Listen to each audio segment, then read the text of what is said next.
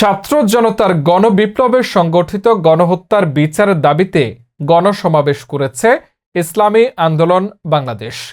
দেশ চ্যানেল প্রতিনিধি মশিউর রহমান সুমনের তথ্যচিত্রে দেখুন বিস্তারিত।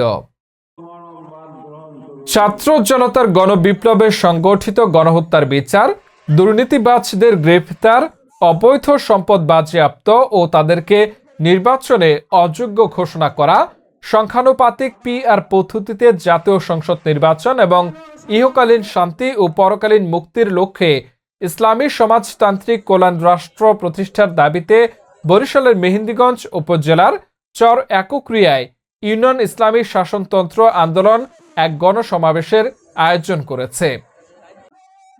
আজ 13 ডিসেম্বর চর একক্রিয়া ইউনিয়নের দাঁতপুর তেমোহনী সরকারি প্রাথমিক বিদ্যালয় মাঠে গণসমাবেশ অনুষ্ঠিত হয়। গণসমাবেশে প্রধান অতিথি হিসেবে উপস্থিত ছিলেন ইসলামী আন্দোলন বাংলাদেশের কেন্দ্রীয় ছাত্র ও যুব বিষয়ক সম্পাদক মুফতি সৈয়দ ইসহাক মোহাম্মদ আবুল খায়ের।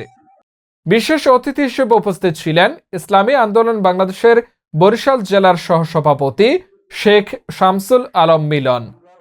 উক্ত গণসমাবেশে সভাপতিত্ব করেন ইসলামী আন্দোলন বাংলাদেশ চর একক্রিয়া ইউনিয়নের সভাপতি মাওলানা হাবিবুর রহমান গোলদার।